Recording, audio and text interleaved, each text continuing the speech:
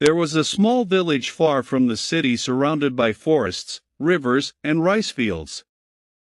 The people of the village lived a very ordinary life. However, at one end of the village, there was an old wooden house which everyone was a little afraid of. People called it the Whispering House because at night whispering sounds would come from that house.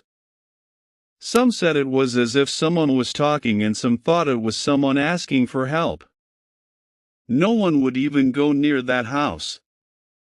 Daniel was a city boy.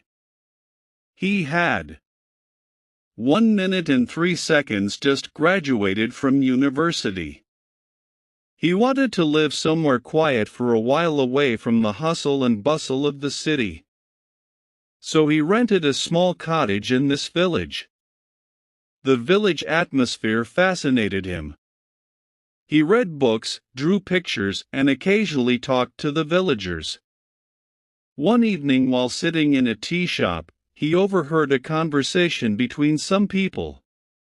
Last night it started again.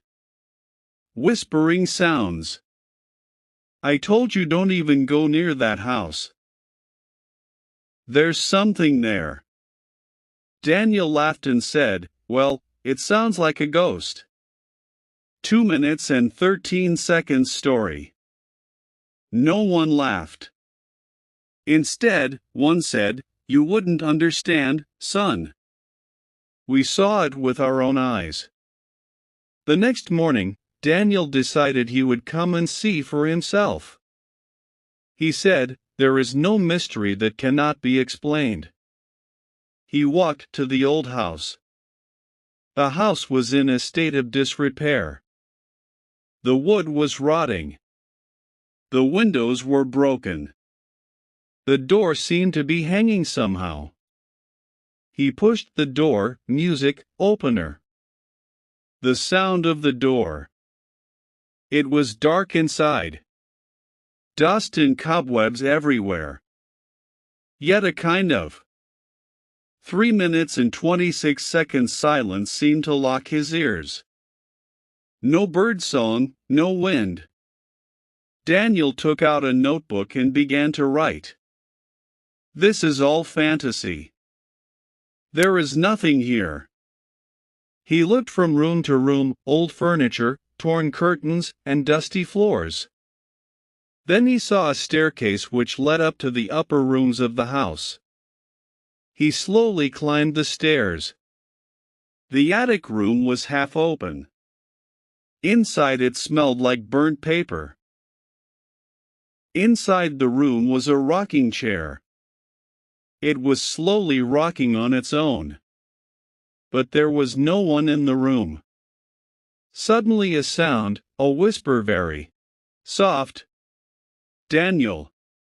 He stopped. It felt like someone was calling his name. "Come closer." He took a bold step forward. There was an old mirror in the room. It was covered in dust. He wiped the dust off. At first he saw his reflection, but after a second that reflection changed. The eyes were black, empty, an unusual smile on his face. The reflection was smiling. Daniel was not smiling. He looked back. No one was there. Scared, he started running downstairs. The wooden walls of the house seemed to be shaking. The 5 minutes and 46 seconds door opened. "Don't stop." "Stop." That whisper again. He ran out. Entering the tea shop, he said tremblingly, I saw something." An old woman came forward and said, "That house doesn't let anyone go. It takes something. You can still live life go." That night, Daniel couldn't sleep. 12 o'clock at night. Suddenly there was a sound at the door. Knock, knock, knock. He looked out the window. No one was there. The sound again. Daniel opened the door. He closed all the doors and windows. Then he heard a whisper in his 6 minutes and 51 seconds own ear. "We're inside." The light bulbs started to flicker. He saw himself in the window, but this time the reflection was smiling again. He wasn't smiling. In the morning, Daniel didn't delay a moment longer. He packed his bags and left the village. He never came back. But some nights in his sleep, he could still hear that voice. "Come back, Daniel. We miss you."